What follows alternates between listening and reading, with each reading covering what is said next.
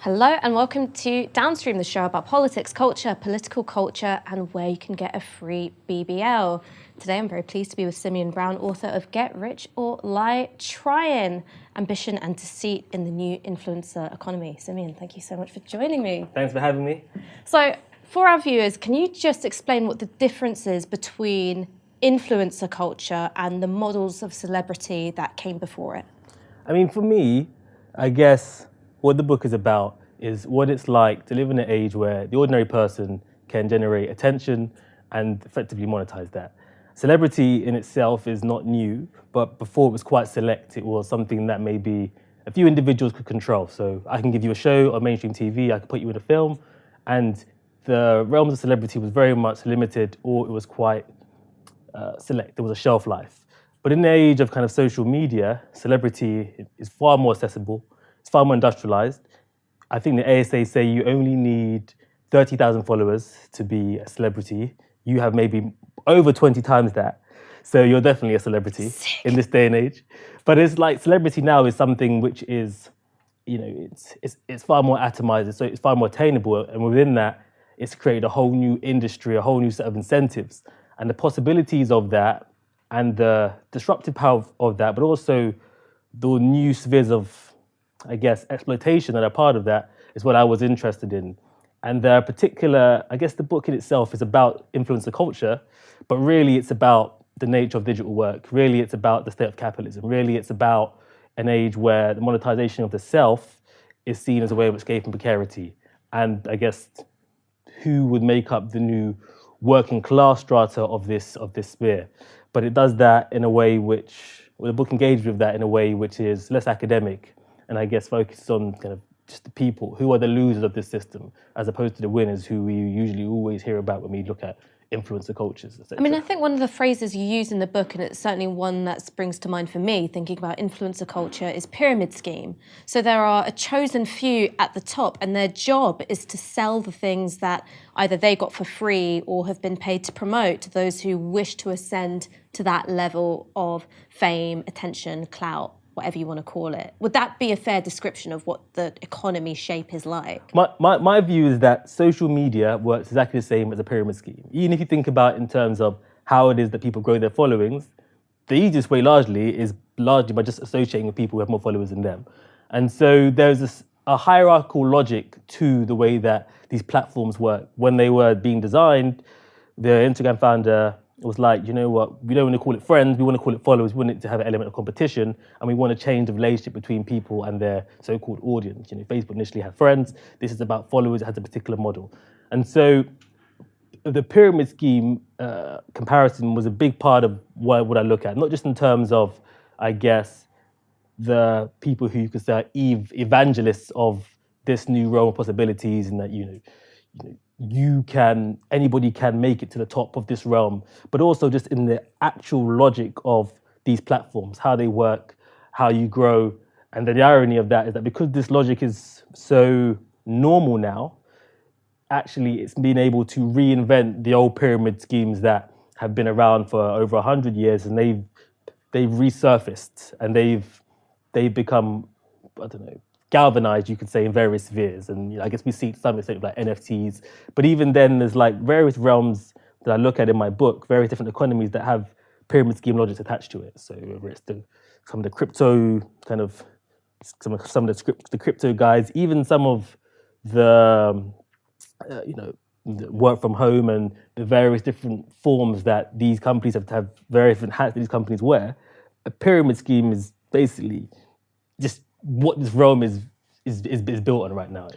Well, can we talk a little bit about the relationship between influencer work and sex work? Because one of the things that I find really striking is that I'm very obviously a political pundit, and then maybe there's a bit of football chat, maybe there's a bit of music, but that's pretty much it. It doesn't stop men DMing me going, can you financially dominate me? Can you call me a dirty little pig and I'll give you some money? Or can you sell some photos of your feet?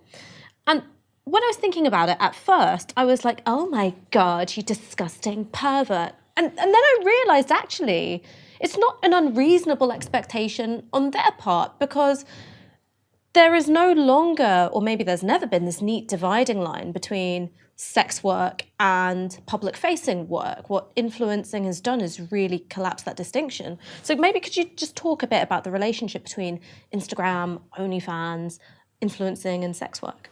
I mean, I guess my book was looking at the intersections of influencer cult or social media platforms and all the various different industries that have always already existed. Sex work is one of them, which I guess has had a lot of attention, particularly with OnlyFans and the ability for sex work, I guess, theoretically to be safer, and also the huge swathe of people that were drawn to it, especially during the pandemic. So it had a huge explosion of people that were signing up to it. What was interesting about kind of the relationship now between sex work and influencer culture is that one of my early readers was somebody who had been a sex worker for over a decade.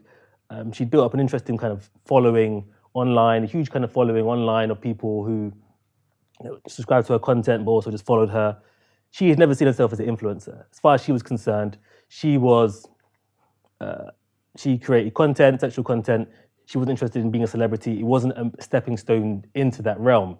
Whereas other people in the book saw sex work as just a step towards getting where they wanted to be in the realm of celebrity. They wanted to follow the Kardashian road. They wanted to follow the Cardi B road, get a partnership Fashion Nova. And there was almost like an overlap. And what the person who'd been a cam girl for a long time had said was that what she'd noticed was that platforms like OnlyFans and rising precarity had led to a lot of influencers joining these platforms, not really necessarily entirely understanding it. She said kind of gentrifying the platforms and then effectively kind of jumping off. So I guess it's like the relationship is quite complicated. What I do feel though is that some of these platforms are happy to effectively harness, I guess, the interest or the desire to engage with sex workers or erotic content, but actually they will happily then sell them down the river. So for example, when they get investors, when they want to suddenly transition and therefore become more appealing to all types of influencers or content creators, they will then cut them off. So we saw that on Tumblr, OnlyFans, there were suggestions of that happening as well. So even then the relationship with these platforms is one in which at any moment they can change the rule, they can change the terms, and your income can be put at risk. So yeah, I think for me, the relationship speaks to just how precarious these spaces are. So there's that persistent rumour around the Love Island girls that when they're in Dubai or any of these exotic locations, actually what they're doing is sex work, escorting. What do you make of those rumours?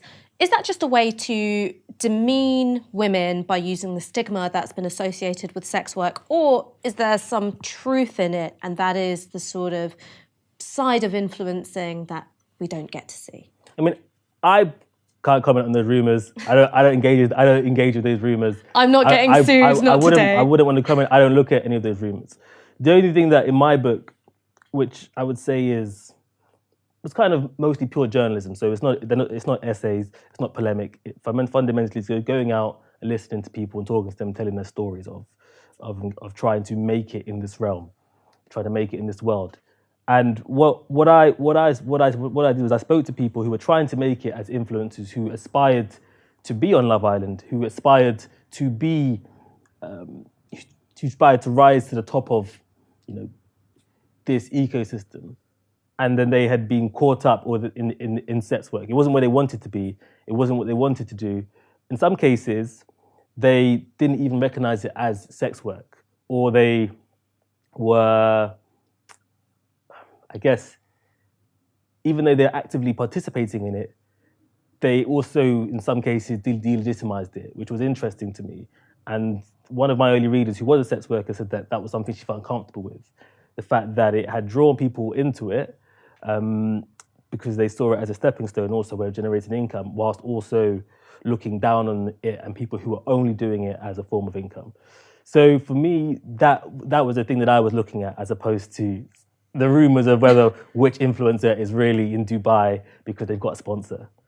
One of the things that I was trying to work out reading this book is what is new and what's a continuation from what we've seen in older forms of celebrity.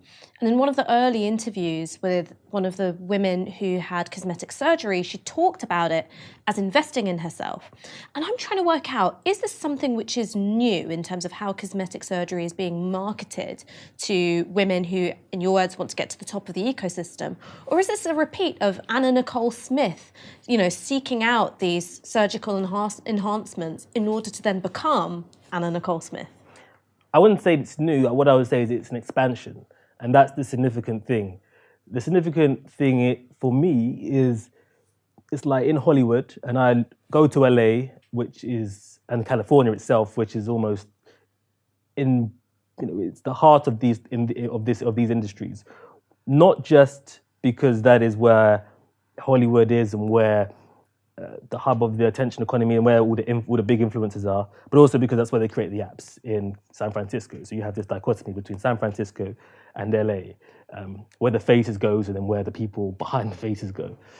And so it was a thing where the kind of Californiization or the expansion of this world is happening. So whereas you might have had some actors who were trying to make it in Hollywood feeling like they have to do cosmetic surgery to make it in films, now you have ordinary people everywhere feeling like they have to have procedures to appeal to the algorithm, to appeal to an audience. And I feel that the expansion of that is what is significant at this moment in time, where these things are ubiquitous, but the things like the risks themselves are not necessarily presented that way, let alone the other kind of exploitative angles like the pop-up surgery companies that don't really take the ownership over the people who are getting some of these procedures. And in my book, I go and I interview one of the more high-profile kind of underground surgeries, well, somewhat underground surgeries. I mean, I never read the phrase freelance surgeon before reading your book, and that's one of the things that chilled me to my bone. I was like, freelance data entry, sure. Freelance surgeon? Exactly. And he was trying to convince me to get surgery. And I was like, what are you trying to say? But then he was so intense and he was telling me, you will grow your followers if you get surgery. I didn't tell him I wanted to grow followers. My Instagram at the time was private. And he was like, you will grow your followers. I promise you, if you get this surgery, it will change your life. You can make more money. And that was the sale that he was giving to me. And so if he's giving this sale to me, and I'm kind of a journalist, I'm not in a position of precarity, you have to magnify that to what is happening and what we're kind of seeing at the moment. And so with the kind of BBL industrial complex, it was a lot What's more. a BBL? Just because we've got some old trade unionists watching this video who've never heard of it before. Now, everybody who watches Novara media is down to BBL. I don't believe that for a second. But it's like a Brazilian butt lift. It's the kind of Kim Kardashian surgery, moving fat around your body into your buttocks for a particular shape. So the proliferation of that shape was a lot more than just, oh, this woman here has this shape, everybody wants to look like her. It's like, no, there is an economic motive, not just for people directly trying to become popular and grow their Instagram following, but also fundamentally the actual incentives that the companies offer the people who do it. Well, if you get more people to come and get surgery, you will get discounts, you will get free surgery, you might even be paid. And so just like how Uber expanded, because once upon a time, if you pass the app on to somebody else, they'll give you £10 discount, and therefore there were people in the early days who were just always traveling for free. That same model was being offered by surgeries in various places across the world to get people to come and get surgeries with them. And then you see the proliferation of the shape, and there's a lot more happening than just, oh, these people want this shape. It's like there's a whole incentive model driven by this new pursuit of a deal with Fashion Nova or Boohoo or what have you. I mean, one of the things which is made really clear in the book is that there is a chain of exploitation going on. So there's the immediacy of the exploitation of these companies preying on the precarity of mostly young women, saying you have to look like this in order to either get a free procedure or free clothes or get paid to market these items. And then there's also the exploitation in the supply chain itself. So could you maybe explain how the Fashion Nova model, or indeed the Boohoo model here in the UK, operates? I mean, so the company that I looked at a lot was Fashion Nova. It's those like very clingy dresses where there's always some underboob, right? It's like very. It's like party wear, isn't it? It's party wear, but fundamentally, you wear it once because you wash it once and it just rips anyway. But it's a certain type, a certain style. It's very much embedded itself in hip hop culture. So Cardi B, for example, had a line that they made sure that rappers and their entourages are endorsing or rapping about it, and it became a kind of a big thing in that sense. Now, Fashion Nova, which has the same model as a lot of these fast fashion companies, it buys clothes from vendors who largely they don't know, they don't produce it, they're quite removed. I'm sure a lot of people have read No Logo, for example, which is the great book about how companies began to no longer be involved in production and therefore could pretend that, well, we don't know how these clothes are made. So they buy clothes from vendors. A lot of the time these are made in sweatshops. One of the sweatshops, a lot of them are based, for Fashion Nova, are based in LA.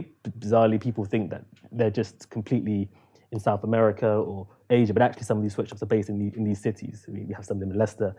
And I interviewed a woman who was undocumented. She was escaping kind of gender-based violence, and she was working for a lot of these different vendors. And she was not only was she talking about the condition that she was in, but fundamentally how regularly, she wouldn't be paid, let alone when she was underpaid. Wage theft was rife, and kind of garment workers are super exploited. Fast fashion is one of the biggest polluters in the world when it comes to the environment, and that entire realm, that entire world, that entire industry is built on a system of labor exploitation, whilst ironically, them kind of repacking itself via influencers, a lot of the time who themselves, especially the micro influencers, don't necessarily have a huge amount of agency themselves. Them buying the clothes to hopefully get a deal with the companies to then promote the clothes. And sometimes those groups of people are even related. So with Fashion Nova, a lot of the models or the people who are trying to become Nova babes, as they call them, are people who are, women of color, maybe they could be African American, Latina, and then people who are making the clothes, like Latina women predominantly. And so you see this company which is like winning twice. It's getting these people to buy their clothes so that they can tag them in the clothes so they can promote the clothes for a fee, whilst also exploiting the labor. So it's a complete smoke and mirrors as to, okay, what is the value that this company's adding? They're not even like a great designer like Versace or something. It's like, what's going on here? And so it's like fast fashion in itself. I mean, it's been heavily scrutinized, rightly so. It's quite well known. But I guess in my book, it was trying to look at just how it is that they're able to effectively turn glitter into gold. Because, I mean, listen, if you want to offer me a Versace deal, I say, you know what, I like those designs, but Fashion Nova, boohoo. I mean, what is the value that these companies are really adding? All I see is them just taking. The clothes that look good on Instagram and look dreadful do they even in real look good on life? Instagram? That's another debate in itself, isn't it? But I guess that was one of the companies that I looked at. But, all these companies fundamentally have the same model and the same aesthetic. One of the things that I found really interesting reading your book was looking at this influencer model of the economy and then also seeing how that's changed finance capital and how that operates. Because I think about Elon Musk or even Elizabeth Holmes, the Theranos founder and CEO who's just been done for fraud. And you can see an influencer logic in terms of how businesses are operating as well. So is it the case that you've got your kind of two transformations happening? One is that the economy has changed how fame works, but also fame is changing how the economy is operating. Yeah, I think absolutely. I mean, Elon Musk is a big-time influencer. I mean, I primarily see him as an influencer. And I think if you look at startup culture and influencer culture are one and the same, because influencer culture is just startup culture, but of the self. And even the logic by which they work by, very similar. I was keen to look at, some of it was in the book, some of it is not as pronounced as it could have been, which is, the idea of the LinkedIn influencer and people trying to brand themselves as, thought leaders, as smart and trying to basically participate in capitalism. And the book is fundamentally about trying to make it in this system. And everybody believes that they can make it in this system. So Molly May's comments, we've all got 24 hours in a day, right? Is a belief, even though she was criticized for it, is a belief that is almost the default orthodoxy of a generation born post-Thatcher. Everybody believes that, that we can do, all you have to do is work hard. And the book was really trying to look at that and say, okay, let's look at the people who are trying, but actually, this is not quite as clear. The realm in which people can participate is a very small elite of people who've gone to a particular type of school, sound a particular way, and have access to this pool of startup culture, of venture capital, which, to be honest with you, that in itself is a massive Ponzi scheme in itself. And that was why the book was drawing on that, because VC, it works. I mean, we're just going to keep giving companies money to dominate markets.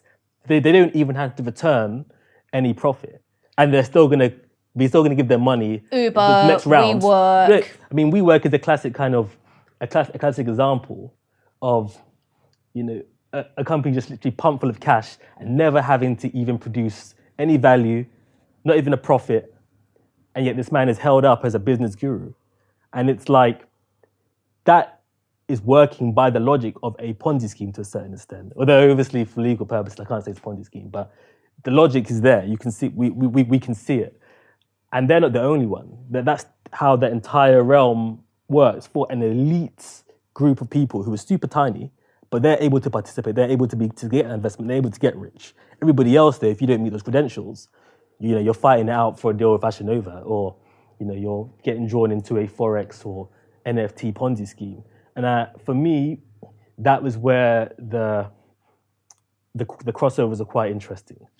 I mean, so let's talk about then the lumpenproletariat of Sigma grindset, right? So you talk about this example of Dreams Come True Limited. Could you just tell that story for us? Okay, so this is one of the stories which actually I wrote a long read initially called The Walls of Instagram, which was largely about how suddenly all these boys from ends, from the hood, suddenly just driving around in, Jaguars, expensive cars, wearing three-piece suits, and saying that they were traders. And I was like, okay, this is interesting. Who are they working for? And they were saying, we've launched our own hedge funds. There are barriers of entry to a hedge fund. Not having millions and billions being one of them. So it was interesting. And largely what I then uncovered was that they were effectively working as marketers, signing up largely people like them and other young people to deposit money with companies who said that you could trade kind of Forex, but via things called CFDs. They're a type of, I guess, maybe option. Some people call them just straight betting products, in which you bet whether the market's going up or down, or whether things going up or down that day. But a lot of the time they're super rigged against the consumer. But it's presented as just, this is how people trade in the city. This is how it works. And I've watched The Wolf of Wall Street. I know how this operates. Basically. And so there was and the irony is that some of the people who were in the book, and that story particularly, they're based literally near here. And this office is a curious studio in what used to be like quite a impoverished estate. And the irony is that one of the startup companies that I was familiar with is actually based just in the other building, who incubate money for super elites who've been to Stanford and what have you. He told us that we were going to double our money. But it's like it's like I guess what it is, it's like the kind of disparity of being able to see wealth in your periphery, being able to see people who are wealthy, being born in a wealthy city, and wanting to participate, and wanting some of that, and that being understandable. But really, the barriers to that are very, very real, but also invisible. And then how then do you participate? And largely, it's through shadow versions of that, which are reliant basically on a lot of smoke and mirrors and you misleading people. And so in that case, what they were signing people up to was super dubious companies, super dubious products, very Wolf of Wall Street. But in many cases, it was in many cases, it was kind of worse. I mean, what role does then pop cultural representation play in this? Because we're talking about Wolf of Wall Street, and it has that classic Scorsese thing of the rise to power being so much more compelling than the downfall, right? You get that when you watch Goodfellas. You want to see Ray Liotta work his way up through the mafia. You don't really care about how he ends up falling. And so do you think that there is a kind of relationship between these depictions of ill-gotten gains, where ultimately you are backing the anti-hero, whether that's Jordan Belfort or someone else, and then you've got people trying to replicate that in real life because they think that that fictional representation, there's something real about it? I think there's truth to that. I think there's more to it, and I think it's like Mark Fisher's, right? This is the system. No one can imagine an alternative system. There's almost like an acceptance that there's inequality built into this system, that it's not fair, and that you just have to do what you have to do. You have to get rich or die trying. You have to fight your way out. It doesn't matter how, because life's unfair. That's it. And being poor sucks. Like it sucks. And it sucks. And that for me is understandable. And I relate to the people in the book, and I draw on places where I am the people in the book. And it's like the underdog, right? You're always going to cheer for them. The underdog, you're always going to back them. And in pop culture, the underdogs, even when they're committing crime, as far as you're concerned, that's you. And so if you don't have the connect, you don't have the uncle at Goldman Sachs, it's like everything is legitimate pretty much to getting out. And I think that's a part of, I guess, the decay of capitalism. What it forces people to do don't have many who have many options. And that was something that I wanted to come out in the book, so I hope it did. And I think the pop culture is a big part of supporting that infrastructure and almost supporting, like, in some cases, yeah, you're right, there is no alternative. You just have to do this, and these are our heroes. And so you have the Wolf of Wall Street meme, which was a big thing. Hip hop today is very much not counter-hegemonic. It's very much just like, get that money any means necessary. It's not necessarily critical. Certainly the artists that we're all like popping bottles to or whatever. So it's like, I think pop culture has a big part of that. And I think that we got to a place now where even anti-capitalism has become like aesthetic. It's just like, yeah, man, capitalism's so bad. Here's my link to Amazon. It's just like... There's no ethical consumerism in late capitalism, so cash at me. Basically. And I was interested in some of the depoliticization of radical language, and I wrote a bit about that in a chapter on Black Twitter and what that had become. Using a lot of radical language, even citing radical kind of thinkers, but not really understanding them, and largely appropriating them for purposes that are against their wishes. I think I saw somebody do a campaign for Uber citing Olive Morris. And I mean, if you know anything about Olive Morris, those things can't really run.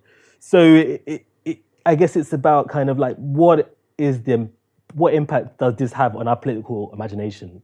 And also, a lot of the people in the book would make up what was, I guess, once upon a time, the working classes or whatever. But the sensibility of people who might be termed as working class has shifted. And that has presented, obviously, political challenges, certainly for Labour Party in terms of when they're rallying a base, who that base is, what their sensibility is. So when someone like Molly May says what she says, right, it's like a lot of people from the kind of estates of around here, they say, yeah, this is common sense. And so when that sensibility shifts, then how then do you galvanize people to actually tackle some of the exploitations and inequalities in these systems if they believe that this is just how it is? I mean, do you think that this is something that's inherent to the form of social media? So you give the example of the woman who did a campaign with Uber citing Olive Morris. You can only do that if you forget Olive Morris's politics, her anti-capitalism, and the exploitative nature of Uber, right? It's the only way in which that can hang together. They weren't hijacked. This is what they were there to do. This is their purpose. When Twitter says we're going to introduce a function where you can monetize your tweets and, I'm going to tip you for a fire tweet, what are you going to start doing? you can start dragging everybody because suddenly there's money in it. So it's like the capacity of these platforms for actual social progress or campaigns or civil rights movements, I think, is very, very limited. And then you get to a point where then everything just becomes posting, as you say in Kisvani says, it's just all content. And I think that the incentives of these platforms on aspirational people who weren't winning was fundamentally what I was interested in the book. That was really what I cared about. I mean, in one of your chapters, which I think is Black Lives Matter, Here's My Cash App, you were writing about an influencer who I've also written about, who's Slumflower, and I talked about the ideology of intersectional Thatcherism, that there is a way to make some of the most cruel, competitive, transactional ways of viewing the world seem radical because you attach the language of identity politics. Do you think that maybe also speaks to a weakness in identity politics, that it's easy to weaponize it for anti-solidaristic means? Yeah, I mean, I think that you hear this word, right, that founders love to use. Community, our community. Zuckerberg will talk about community. I mean, they just mean really users and consumers. That's just really what they mean. But obviously they know the emotional attachment that word has to all of us. And so it's like what you see online is that the incentives galvanize you to monetize a community. The easiest ways to do that are along kind of partisan politics, race, gender. And so people do that. And so they speak to a demographic, but they don't speak to them necessarily with care. These platforms are not necessarily built for comradeship or equality. There's no kind of it's not a flat structure. So you're just at the helm. And so there's no critical function. So, if there's a community meeting, a real community meeting, and people talk, so I disagree with that, that's wrong. Those functions are not really built into these platforms like that, not really. If someone can criticize you, but you can ignore them, you can block them, this is about you accruing your audience. It's more, especially on Instagram. Twitter's slightly different. But I think that when you bear that in mind, then it's not a space that is really conducive to learning or understanding. It's just about content. And that is where I think so much is kind of lost and so much is appropriated and misunderstanding is so rife. And I guess the chapter on kind of Black Lives Matter, Here's My Cash App, is looking at how, genuine civil rights movement can effectively just become content. And that's it. And just how effectively depoliticizing that is and harmful to real kind of social movements. And then how these things can be subverted and then easily bastardized. And therefore, you're no longer talking about maybe even the things that really matter, because suddenly now you get more views for talking about this, or you willfully want to misunderstand somebody to turn that into a fire tweet. And those for me were the real kind of worries of some of the incentives of these platforms. I mean, willful misunderstanding, you should do that in a comment piece for a broadsheet, surely. I mean, I'm kind of joking and also not, which is there are lots of people who would look at either Twitter or Instagram or cryptocurrencies and NFTs and go, there is something inherently radical about these disruptive forms of technology. So cryptocurrencies are disruptors to conventional currencies. Twitter celebrity and Twitter pundits are disruptors to the punditocracy of the Times and the Telegraph and the Observer. Do you have any sympathy with that way of looking at it? I think in the book, I do write that crypto, is an innovation. And for some groups, especially when they're subverting kind of corrupt governments and they're doing activism, super useful, super valuable, disruptive. But then sometimes it's not even about the innovators, it's about the imitators. And then how easily these then become kind of black markets for scams, and then really the kind of reproduction of basically bullshitting as a way of life and Ponzi schemes, and how easily this is not, it doesn't become a kind of means of doing something interesting or truly provocative. It just becomes, more bullshit. So NFTs are a little bit different though, to be honest with you, to crypto, in my opinion. I mean, like, NFTs And I've got this lovely ape to sell you. Listen, NFTs are some next thing. But I mean, I think that crypto and NFTs have something in common, which is a transfer of wealth from late to early adopters. Yeah. I mean, that's basically how the entire ecosystem works. But that's how a pyramid scheme works. Anybody who joins the pyramid scheme first always wins. That's literally it. It's only when you come later when there's an issue. Crypto, the real actual technology, super innovative, super disruptive, super interesting, has a lot of potential. But a lot of the imitations, which we saw with a lot of the coin offerings that happened 2019, 2018, which were not based on really much. A lot of people lost a lot of money. Then these things were just ripe for people being exploited again. But because they didn't really understand it, but they can see it and it's presented as a way for which you can transform your life and participate in capitalism. Again, these people are taken advantage of. NFTs, as we understand it, I mean, people can say, well, it's just capitalism. You just create value. You just create value and then you try and sell it on. You're like, well, yeah, I get that too. That's a problem too. Yeah. So yeah, but in the book, for me, the influencer economy and just being able to monetize attention is really what drives that space. Building hype around a particular coin or particular thing, and then somehow putting an extortionate price in it, people then paying for it. Anybody who comes late loses out. And that kind of model is largely, disproportionately, will always impact those who largely come from the bottom. So last question. Your final chapter, I think, is called We're All Influencers Now.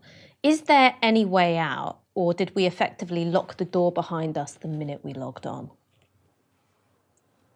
I think if you are online and you have a social media account, which I do, and it is public facing, which it is, then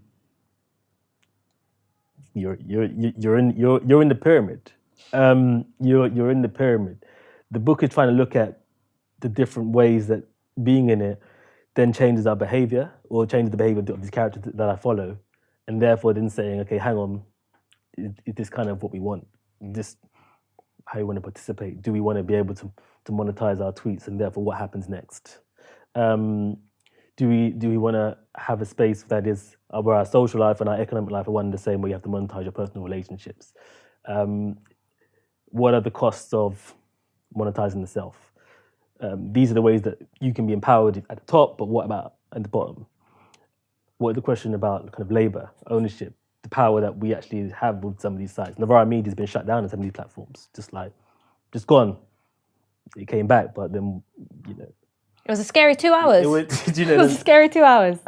So, these are questions that I'm not the only person who's raising these questions, right? And then you ask yourself, so what happens next? And I guess this is the scary thing. The scary thing at the moment is that it almost feels like this is it. There is no alternative, but there's almost like a lack of imagination, so to speak, with how we go forward. And I think that lack of imagination is something which we're coming up against over and over again at this moment in time. And I do cite Mark Fisher. He talks obviously about capitalist realism, but influencer culture is literally the expansion of that system now into every sector of our lives. And I think that writing the book, the more I've written the book, the more I've used certainly Twitter less. Obviously, I'm a journalist, so it is a newswire. So you almost kind of held to ransom in that sense. You have to engage, you have to use it. Until I was publishing and selling the book, typical. My Instagram was closed. I'd mainly just be shit posting, in stories. So I think that our relationship with these platforms, we know, is wholly unequal and is propelling inequality, and there is exploitation that a lot of time is hidden. And I like to think that some of the book brings to life some of that exploitation that sometimes we don't always think about. The solutions, I don't know, maybe it's logging off. I certainly don't think that, I certainly do not overestimate the progressive potential of them, put it that way. Well, Symeon, thank you so much for joining us. And if you like this, why not check out My Bored Ape? No, thank you so much for joining us. Thank you, thanks a lot.